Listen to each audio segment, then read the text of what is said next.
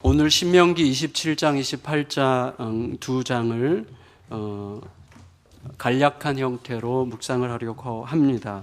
말하시고자 하시는 핵심이 뭔지를 중심으로 나누려고 합니다. 지금은 소위 긍정의 시대죠. 그래서 안 돼, 그만둬, 계속 그렇게 하면 국물도 없어, 뭐 이런 식의 부정적인 말보다는 좀 한번 생각해 볼래? 잘할 수 있을 거야, 잘 되는 쪽으로 생각해, 이런 긍정적인 말이 훨씬 더 바람직하다는 것은 우리 모두가 알고 있는 상식이에요. 동의가 되고 또 일리 있는 말이기도 합니다. 그런데 만일에 그렇다면 신명기 27장, 28장에서 만나게 되는 우리 하나님은 이런 긍정의 시대에는 잘 맞지 않는 분이신 것 같아요. 왜 그러냐면 신명기는 모세의 설교지만 하나님께서 모세를 통해서 우리들에게 주신 말씀이라고 우리들은 확신하고 있습니다. 그런데 신명기 27장 11절부터 28장 끝까지 장장 84절, 84넉절에 걸쳐서 하나님께서 축복과 저주의 메시지를 교차시키시는데 중요한 것은 축복의 말씀은 그 중에 14절에 불과해요. 그리고 나머지 70절이 저주입니다. 이렇게 하면 복 받을 거야, 이렇게 하면 잘 될 거야 라고 하는 긍정의 말씀은 매우 짧고, 너 그렇게 하면 죽을 줄 알아라 하는 부정적인 말씀은 매우 깁니다. 심지어 어떤 형태인가 하면 아주 무섭고 두렵고 긴 저주의 말씀들이 아주 짧은 축복의 말씀들을 앞뒤로 에워싸고 있는 그런 모습이에요. 그래서 내용도 내용이지만 하나님께서는 왜 이런 방식으로 우리에게 하나님의 마음을 전달하고자 하셨을까 하는 생각을 하게 됩니다. 여러분, 우리들은 매 주일마다 하나님께 대해서 찬양하며 시작하죠. 어제도 계셨고 오늘도 계시며 이제 곧 오실 우리 왕이라고 노래함으로써 하나님께서 과거와 현재와 미래에 동일하신 하나님이심을 고백합니다. 따라서 신명기 시대나 우리 시대나 동일하신 하나님이시라면 우리는 신명기 27장, 28장을 21세기의 긍정의 정신에 사로잡혀서 읽을 게 아니라 하나님 입장에서는 어떤 의미에서 그렇게 말씀하신 것인지를 하나님의 시선으로 읽기 위해서 마음을 들여야 될 것입니다. 그래, 힘들지? 맛있는 거 주세요. 여러분, 일단 이 하나님께서 그 앞뒤로 저주의 말씀이 앞에 있고 뒤에 있어요. 그리고 가운데 축복의 말씀이 있는데 가운데 갇혀있는 이 축복의 말씀의 내용을 보면 아주 명쾌해요. 그것을 우리 같이 한번 읽어보겠습니다. 28장 1절에서 4절까지예요. 신명기 28장 1절에서 14절까지를 좀 길지만 다 같이 한 목소리로 하나님 앞에 기도하는 마음으로 읽겠습니다. 신명기 28장 1절에서 14절 시작. 내가 내 하나님 여호와의 말씀을 삼가 듣고 내가 오늘 내게 명령하는 그의 모든 명령을 지켜 행하면 내 하나님 여호와께서 너를 세계 모든 민족 위에 뛰어나게 하실 것이라. 내가 내 하나님 여호와의 말씀을 청종하면 이 모든 복이 내게 임하며 내게 이르리니 성읍에서도 복을 받고 들에서도 복을 받을 것이며 내 몸의 자녀와 내 토지의 소산과 내 짐승의 새끼와 소와 양의 새끼가 복을 받을 것이며 내 광주리와 떡반죽 그릇이 복을 받을 것이며 내가 들어와도 복을 받고 나가도 복을 받을 것이니라.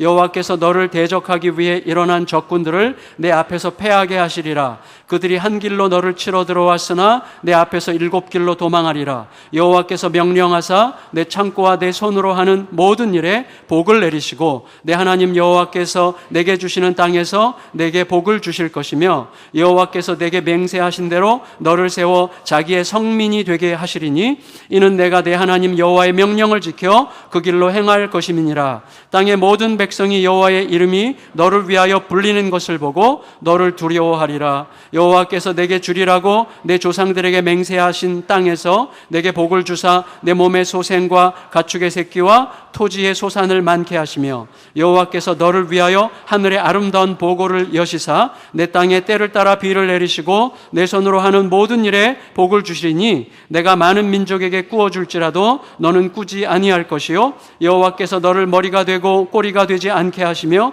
위에만 있고 아래에 있지 않게 하시리니 오직 너는 내가 오늘 내게 명령하는 내 하나님 여호와의 명령을 듣고 지켜 행하며 내가 오늘 너희에게 명령하는 그 말씀을 떠나 좌로나 우로나 치우치지 아니하고 다른 신을 따라 섬기지 아니하면 이와 같으리라. 아멘. 이와 같으시기를 축복합니다. 근데 여러분, 축복의 내용을 좀 요약하면 대략 이거예요. 제가 하나씩 요약해서 말할 텐데 우리 어린이 청소년들은 자기에게 해당되기를 기대하면서 아멘을 좀 크게 하세요. 크게 할수록 여러분의 복이 될 겁니다라는 거짓말은 제가 하지 않겠어요. 그렇지만 여러분 아멘으로 받고자 하세요. 그 의미가 뭔지를 이따가 설명할 거니까. 자, 세계적으로 이름이 나게 하리라. 아멘이 좀 작아요. 세계적으로 이름이 나게 하리라. 도시든 시골이든 어디서든 복받게 하리라. 사람이건 땅이건 가축이건 모든 것에서 열매가 풍성하리라. 평생 먹고 사는 일에 걱정이 없으리라. 집안에서도 집 밖에서도 항상 복되리라. 싸움에 나가면 반드시 이기리라. 꾸는 자가 아니라 꾸어주는 자가 되리라. 꼬리가 아니라 머리가 되고 아래가 아니라 위에 있게 되리라. 아멘. 이렇게 제가 예수양남교회 개척하고 이렇게 아멘이 센 적이 처음이에요. 왜 힘이 나죠? 저절로? 여러분, 다시 말하면 하나님께서는 언제 어디서나 평생 안전과 평화, 만족과 기쁨의 삶을 살 수 있다고 말씀하시는 거예요. 그런데 그런 복을 받기 위한 조건, 어떻게 해야 그런 복을 받는가? 아주 간단해요. 아주 간단해. 하나님 말씀을 잘 듣고 지키면 돼요. 그게 전부예요. 이 축복과 저주의 말씀 전부예요. 그게 하나님의 말씀을 잘 듣고 지키면 되는 거예요. 아주 쉽지요? 예, 이게 정말 쉬운지 아닌지 뒤에 가서 좀 더 자세히 생각해 보도록 합시다. 여러분, 지금 우리가 먼저 풀어야 될 숙제는 뭐냐면 소중한 이 축복의 작은 산과 같은 축복의 말씀을 거대한 저주의 말씀을 앞뒤로 두텁게 에워싸고 있는데 그 이유가 뭐냐는 거예요. 1차적으로 경고죠. 축복의 말씀으로 들어가기 전에 경고가 앞뒤로 두텁게 감싸고 있어요. 그러니까 경고예요. 먼저 어두운 것을 봐줘. 그렇지 못할 경우에 내가 겪게 될 일들을 먼저 경고하시는 거죠. 여러분, 경고는 뭐예요? 우리가 그 규칙을 어길 가능성이 많기 때문에 하는 게 경고죠. 따라서 하나님의 말씀을 듣고 지켜 행하기가 훨씬 더 어렵다는 것을 알게 하시는 경고의 말씀일 수도 있는 거죠. 여러분, 일단 축복의 말씀 앞면과 뒷면을 에워싸고 있는 저주의 말씀은 특별히 앞면을 에워싸고 있는 말씀은 27장 15절에서 26절인데 읽지 않겠어요. 제가 이걸 보면요, 마지막 저주의 말씀을 하시면서 이렇게 얘기했어요. 백성들은 저주의 말씀이 선포될 때마다 아멘 할지니라 그랬어요. 자, 이것도 아멘을 하세요. 아니, 성경 26절 보세요. 26절에 그렇게 돼 있어요. 26절에 27장 26절에 이 율법의 말씀을 실행하지 않은 자는 저주를 받을지어다 할 것이요 모든 백성은 아멘 할지니라. 그랬어요. 그러니까 아멘을 해보세요. 어떤지. 손으로, 이거는요 어떻게 하는 게 아니라 그냥 사람이에요. 이렇게 하는 자, 그럼 아멘 하시면 돼요. 손으로 우상을 만드는 자, 저주 받을 사람이에요. 다시, 손으로 우상을 만드는 자. 왜 아멘을 안 하지? 하나님은 분명히 아멘 하라 그랬잖아요. 여러분, 손으로 우상을 만든다는 건 뭐예요? 이미 마음에 하나님 말고 다른 것에 더 집착하는 우상이 이미 마음에 있기 때문에 손으로 우상을 만드는 거죠. 그리고 두 번째 저주받을 자, 부모를 멸시하고 우습게 생각하는 자. 아주 계산적이야. 그 다음에 옆집 땅 몰래 뺏는 자. 시각장애인에게 또랑을 길이라고 알려주는 자. 의지할 데 없는 자를 억울하게 하는 자. 아버지의 첩이나 여동생이나 장모를 넘보는 자. 짐승에게 성욕을 느끼는 자. 잘했어. 이웃을 몰래 해치는 자. 돈 받고 죄 없는 자를 억울하게 만드는 자. 이런 것들을 알고도 제대로 가르치지 않는 자. 여러분, 이게 제 말이 아니라 다 있는 말씀을 제가 좀 더 순화시킨 거예요. 근데 여러분 잘 들으세요. 이 모든 악에는 공통점이 있어요. 다 자리를 이탈한 거예요. 내 자리에서 벗어난 결과들이 내 자리에서 벗어났어요. 그리고 또 어떤 공통점이 있는가 하면 모두 다 은밀히 저지르는 죄들이에요. 그래서 그 잘못을 공개적으로 입증해서 처벌하는 게 거의 곤란한 죄들이에요. 하나님은 이런 저주들에 대해서 아멘이라고 하게 하심으로써 아무도 보고 있는 사람이 아무도 없는 곳에서도 거룩한 긴장감을 가지고 죄를 피하고 죄와 맞서 싸우고 하나님 편에 서기를 힘쓰게 하신 거죠. 그리고 이 축복의 말씀에 이제 아까 지금 앞면인데 뒷면에 있는 말씀은 28장 15절부터 68절까지 무려 40절이 넘는데 이 축복의 앞면을 에워싼 조금 아까 그 말씀은 너희가 이렇게 하면 저주받을 거야 그거죠. 이러이러한 놈들은 저주받을 거야. 이게 축복의 앞면이고 뒷면은 뭐냐면 너희가 말씀대로 살지 않으면 이런 저주가 너에게 임할 거다. 이 말이에요. 그러니까 결국 같은 말이죠. 답은 하나예요. 말씀을 듣고 지켜 행하면 말씀을 듣고 지켜 행하지 아니하면 딱 그거예요. 결국 모든 게 말씀을 따르느냐 따르지 않느냐에 의해서 생길 결과들의 다양한 표현들에 불과해요.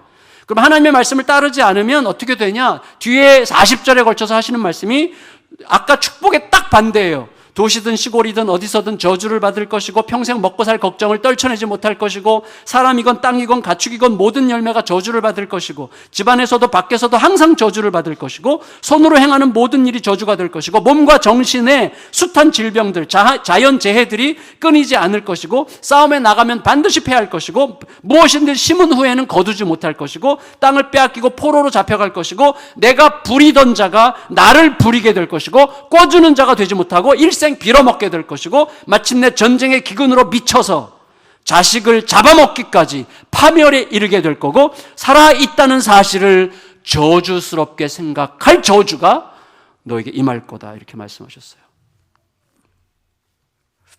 하나님은 왜 이렇게 과격하실까요? 하나님의 마음이죠. 하나님 마음대로가 아니라 그게 하나님의 마음이죠. 우리를 절대 빠지지 못하게 하시고 싶은 건데 여러분 이 축복의 작은 산을 거대한 저주의 산들이 이렇게 앞뒤로 둘러싸고 있는 거예요. 그래서 저는 어떤 그림이 그려졌는가 하면 반지의 제왕을 혹시 보셨나 모르겠어요. 영화 반지의 제왕 못 보신 분들은 그거를 1, 2, 3, 4부까지 있나요? 꼭 보세요. 그거는 우리에게 주는 굉장히 중요한 메시지가 있는 영화예요.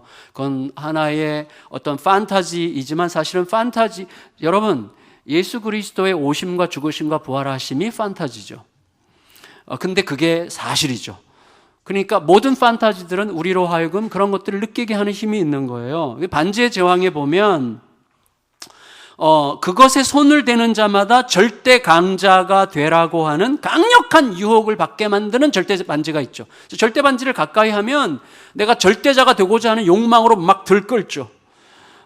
근데 그 들끓는 그 힘으로 결국은 세상을 파멸하게 만드는 반지예요. 그래서 절대 반지는요, 뭐예요? 뭘 상징해요? 하나님을 떠나서 스스로 하나님이 되려고 하는 강렬한 욕망 같은 거죠. 내가 하나님이 되려고 하는 욕망이에요. 따라서 세상에서 저주를 없애려면 그 반지가 반드시 사라져야 되는데 반지를 소멸시키는 길은 간단해요. 뭐예요? 모르도르라고 하는 모르도르의 불구덩이에 던지기만 하면 돼요. 던져서 없애면 끝이에요. 여러분 신명기 말씀에 따른 말씀대로라면 어떻게 하면 되는 거예요? 매일 매순간 말씀을 듣고 말씀을 따라 한 걸음만 떼면 되는 거예요. 그러면 모든 문제가 간단해요. 그렇지만 여러분 반지의 제왕을 보면 그 반지를 모르도르의 불구덩이에 던져 넣기까지는 그야말로 거대한 저주의 산들로 가득한 험난한 여정을 지나야만 해요. 황량하고 거칠고 광활하고 두렵고 위협적인 어둠의 땅을 지나야만 합니다. 너무나 고되고 너무나 어렵고 너무나 버거운 길이에요. 축복 같아 보이는 저주들이 사방에 깔려 있고 그리고 저주인 줄 알고 도망쳤는데 나중에 보니까 축복이어서 그런 시간들, 헷갈리는 시간들이 너무 많은 거죠. 곳곳에 시험과 미혹과 유혹과 함정과 트랩이 꽉 차 있는 거죠. 그 위험하고 미혹적인 길을 지나는 길은 거의 불가능해 보입니다. 어떤 미혹과 시험이 있든지 내 안팎에서 어떤 소리가 들리든지 어떤 협박과 위협이 있든지 오직 하나님의 말씀만 따라서 절대 반지를 모르도르의 불구덩이에 던져넣기까지 걷고 또 걸어야 되는데 나를 넘어뜨리려고 하는 게 너무 많은 거예요. 여러분 말씀을 듣고 말씀대로 살아가는 게 쉬워요? 절대 쉽지 않죠. 하나님은 왜 우리를 그렇게 곤란하게 하시고 계십니까? 수많은 위험과 유혹을 피해서 말씀만 따라서 한 걸음 한 걸음 떼기에는 우리들은 너무 감정적이에요. 우리들은 너무 스스로 똑똑하려고 해요. 우리는 너무나 계산적이에요. 너무나 안일해요. 너무나 무책임하고 너무나 종교적이에요. 여러분, 종교적이라는 말은 뭐예요? 제가 여러 번 설명을 드렸는데 종교의 특징은 내가 스스로 뭘 해내려고 하는 거죠. 그래서 내가 여기서 투자한 만큼 신이 나에게 보상해야 된다고 생각하는 게 종교죠. 더 많이 헌신하면 더 많은 복을 받을 거라고 생각하는 거예요. 그게 종교예요. 그래서 여러분, 저주를 피하고 축복을 받기 위해서 무슨 일천번제 예물이니 무슨 특별 헌신이니 그런 것에 몰두하려고 해요.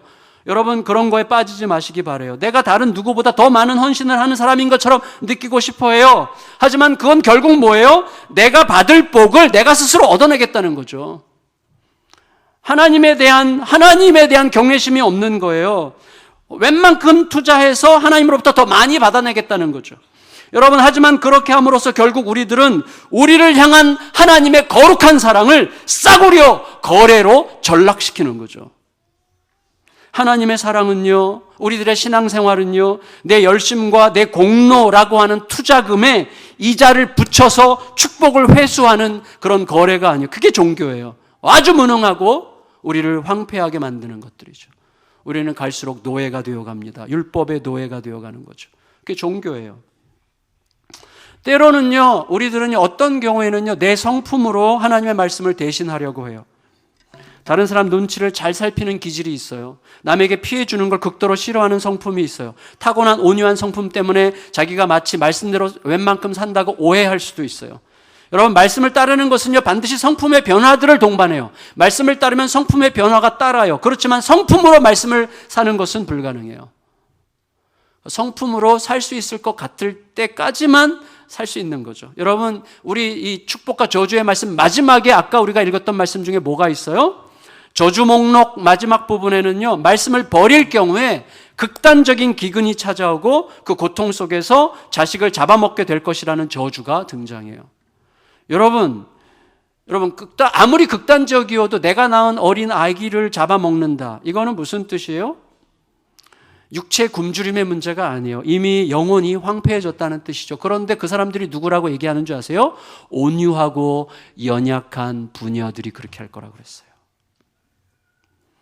여러분, 평소에 착하다는 이야기를 들었던 사람들이 그럴 거라고 얘기하신 거예요. 그런 상황이 되면 그렇게 하게 되고야 말 거라고 말씀하신 것입니다.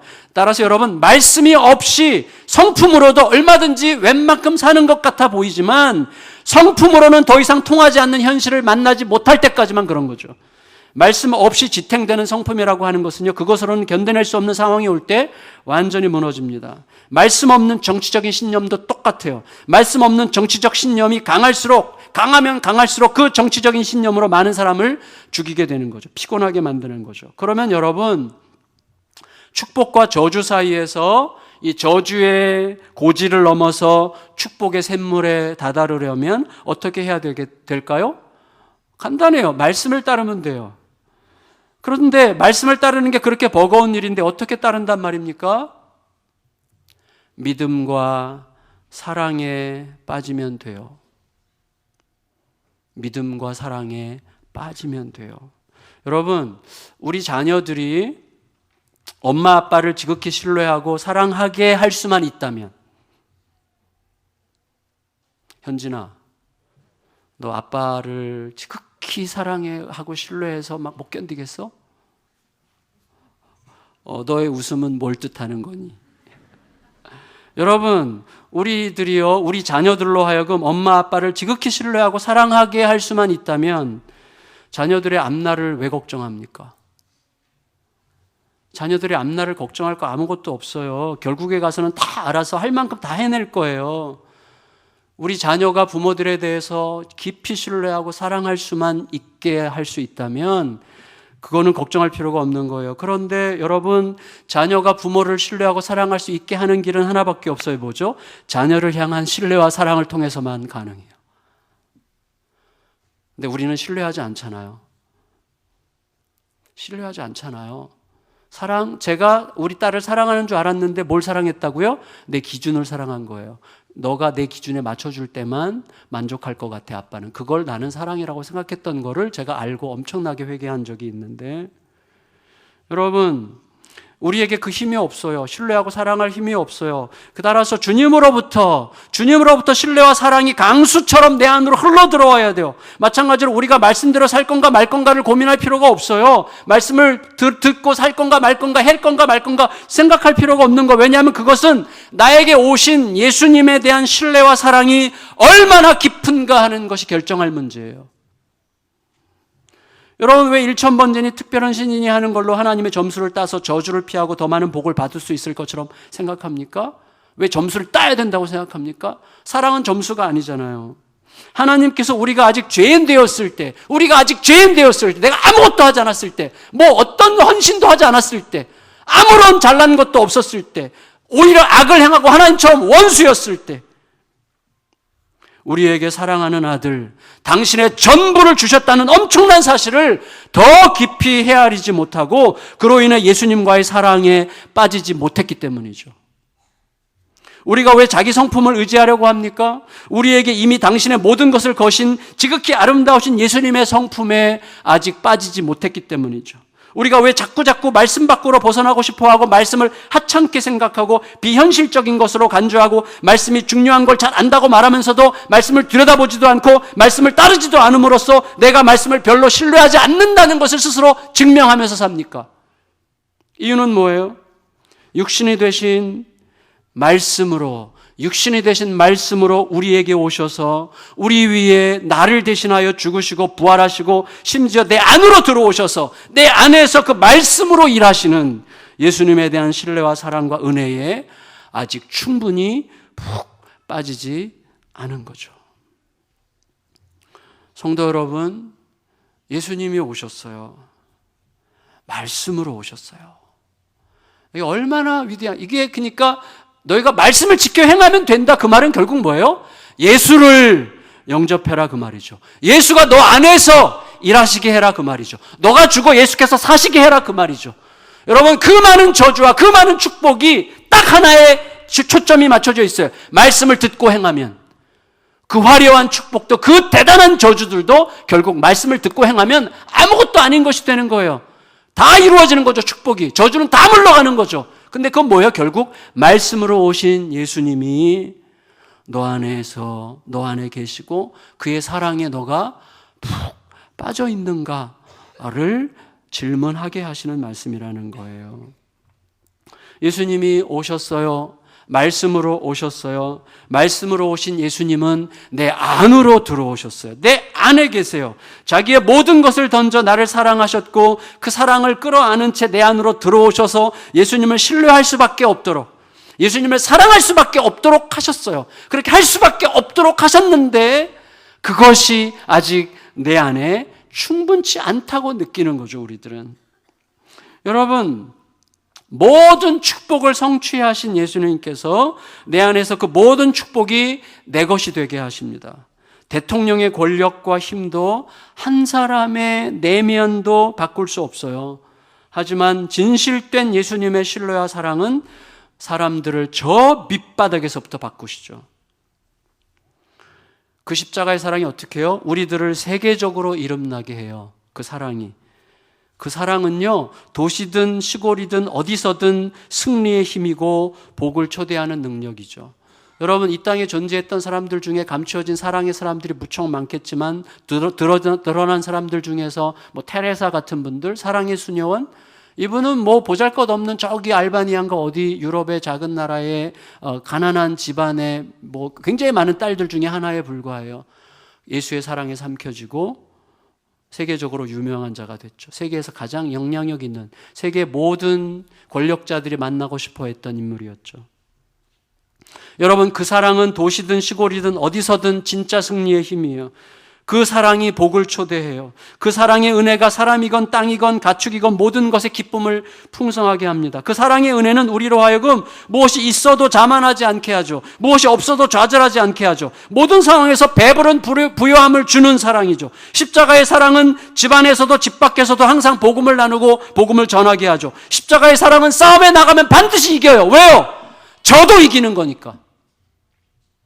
십자가의 사랑은요, 패함으로 이기는 거예요. 질 수가 없는 싸움이죠. 여러분, 십자가의 사랑은 온전히 나누어주는 삶을 이루죠. 그리하여 그는 꾸는 자가 아니라 꾸어주는 자가 되죠.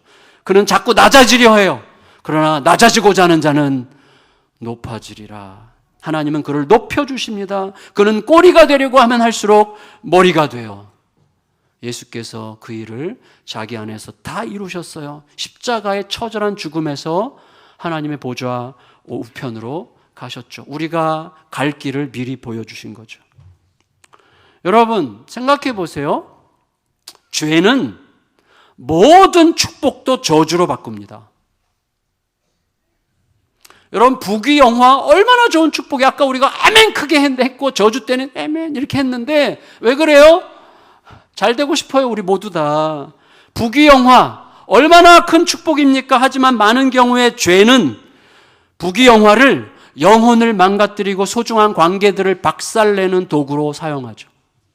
죄는 축복을 저주로 바꾸죠. 지식과 안정적인 사회적 지위라고 하는 것은 얼마나 큰 축복입니까? 그러나 죄는 그것을 가진 사람으로 하여금 근거 없는 자만심과 욕망에 빠지게 만들어서 그것으로 가족과 자신과 세상을 매우 지치게 하죠. 하지만 말씀으로 오신 예수님은 십자가에서 저주를 축복으로 받으셨죠. 우리 위에 쏟아부어져야 될 온 세상의 저주를 자기가 온몸에 자기의 전 존재로 끌어안고 우리 대신 죽으심으로 우리에게는 축복을 내보내시죠. 영원한 생명의 축복을 내보내시죠. 예수님께로 가면, 십자가를 통과하면 저주도 축복으로 바뀌죠. 그래서 여러분, 우리의 저주를 가져가시고 자신의 축복을 우리에게 주셨어요. 그래서 여러분, 예수님과 함께 내 안에 들어오신 예수님으로 살고자 그의 말씀과 함께 동행하려고 하는 사람들은, 자기 안에 계신 예수님을 사랑해서 예수님께 듣고 대답하고자 하는 사람들은 자기도 모르는 사이에 저주도 축복으로 바꾸게 되는 거예요. 질병이 그를 더 정결하게 합니다. 가난이 그를 더 거룩하게 합니다. 실패가 그를 더 아름다운 사람으로 만듭니다. 빼앗김이 그를 더 자유로운 사람으로 만들죠. 십자가와 함께 걸으면 모든 종류의 저주스러운 것도 사실은 내 삶을 복되게 기름지게 하는 영양분들로 바뀌는 거죠. 여러분, 그래서 고린도후서 1장 6절에서 사도 바울이 그것을 받아서 이렇게 얘기했어요. 고린도후서 1장 6절 같이 읽겠습니다. 시작. 우리가 환난 당하는 것도 너희의 위로와 구원을 받게 하려는 것이요, 우리가 위로를 받는 것도 너희가 위로를 받게 하려는 것이니 위로가 너희 속에 역사하여 우리가 받는 것 같은 고난을 너희도 견디게 하느니라. 여러분, 제가 전에 한번 설교했던 기억이 나요. 제가 병원에 가가지고 우리가 저뿐만 우리 모두가 다 먹은 대로 나오잖아요. 우리들은 먹은 대로 나오잖아요. 그래서 종로에서 뺨 맞으면 한강에서 풀어야 되잖아요. 먹은 대로 나와야 되는 거거든요. 안 그러면 미치거든요. 먹은 대로 나와야 돼요. 그런데 내 안에 십자가의 사랑을, 예수의 사랑을 가진 사람은 위로를 먹으면 위로를 내보내고 고난을 먹으면 위로를 내보내요. 지금 그 얘기잖아요. 우리가 위로를 받는 것도 너희의 위로를 위하며 우리 애가 고난을 받는 것도 너희의 위로를 위함이라. 위로를 먹어도 위로를 내보내고 고난을 먹어도 위로를 내보내는 게 십자가의 사랑이에요. 내가 받았기 때문에 내가 이럴 수밖에 없어. 예수를 통과하지 않았어요, 아직. 그렇죠. 따라서 우리 삶에 저주스러운 일들이 몰려오느냐, 복된 현실이 다가오느냐도 중요하겠지만, 여러분, 저주가 축복이 되고 축복이 저주가 된다는 사실을 명심하세요. 내 안에 무엇이 있느냐에 따라서 저주도 축복이 되고 축복도 저주가 되니, 축복 같은 게 오느냐 저주 같은 게 오느냐도 중요하지만, 그것보다 훨씬 더 근본적으로 본질적으로 중요한 것은 내가 예수님의 사랑에 잠겨 그 사랑에 겨워 예수님과 그의 말씀을 내 전 존재로 사랑하면서 함께 걷고 있느냐가 중요해요. 그러면 저주도 축복으로 바꾸는 삶을 살게 되는 것입니다. 아멘. 좀 세게 해보세요. 아멘. 그거죠. 그 길을 가야죠. 따라서 아무리 지금이 긍정의 시대라고 해도 할 수 없는 사람한테 할 수 있다고 말하는 것은 이해하고 싶기는 하지만 희망 고문이에요. 불가능한 일을 하라고 자꾸 얘기하는 거죠. 그 불가능한 얘기예요. 여러분 못해요. 저도 못해요. 저 말씀대로 못 살아요. 내 안에 예수님을 따라서 그를 사랑해서 그 사랑에 삼켜져서 내가 죽어도 괜찮습니다, 주님. 말씀을 따르다가 죽어도 아무 상관이 없어요. 라는 마음이 내 안에서 불일 듯 일어나면 그냥 하지 말래도 하는 거죠. 마치 길은 예수님을 만나 사랑에 빠지는 것뿐이에요. 사랑에 빠지는 것뿐이죠. 졸업연주회를 마친 이미숙 자매님이 그 많은 사람들 앞에서 이미 헤어져 놓고 같이 사진 찍자며 꽃 들고 찾아온 옛 남친을 뒤로 하고 사랑을 약속한 정갑신에게로 뚜벅뚜벅 걸어와서 보란듯이 팔짱을 꼈습니다. 제가 죽을 때까지 갚아야 되는 은혜예요. 객관적 커리어에서 저랑 비교가 안 되는 옛 남자친구를 등지고 사랑을 약속한 제 팔짱을 꼈단 말이죠. 여러분, 목숨 바쳐 사랑하신 그 사랑의 약속, 곧 말씀이 나를 사로잡게 해야 됩니다. 어떤 경우에도 그 사랑과 그 사랑으로 주신 믿음과 그 믿음으로 붙든 말씀이 내 판단, 내 기분, 내 자존심, 내 경험, 내 지식, 내 현실, 내 긴박한 상황보다 훨씬 더 중요하고 소중하고 옳고 아름답다는 사실을 잊지 마시기 바라요. 어린이들이랑 청소년 친구들은요, 주로 기준이 뭐예요? 하느냐 마느냐의 기준. 기분이 좋으냐 나쁘냐, 재미있냐 없냐, 이게 기준이에요. 이제 기준을 바꾸세요. 이렇게 기도하시길 바라요. 저를 따라하세요. 우리 어린이들, 청소년들 저 큰 소리로 따라하세요. 예수님 사랑이, 더 크게, 예수님 사랑이 말씀하시는 걸 제일 먼저 듣겠습니다. 자, 합쳐서 예수님 사랑이 말씀하시는 걸 제일 먼저 듣겠습니다. 성아, 그렇게 할 거야? 성아? 아멘 했지? 예수님 사랑이 말씀하시는 걸 제일 먼저 듣겠습니다. 내 기분보다, 내 재미보다, 내 상한 마음보다, 내 감정보다, 내 자존심보다 그 사랑에 겨워 살아가서 그 사랑이 우리로 하여금 어느새 내가 저주의 모든 거대한 산을 지나 어느새 보니 축복의 산에 정상에 올라와 있는 거룩한 은혜를 누리는 사랑하는 모든 성도님들 되시기를 예수님의 이름으로 축원합니다.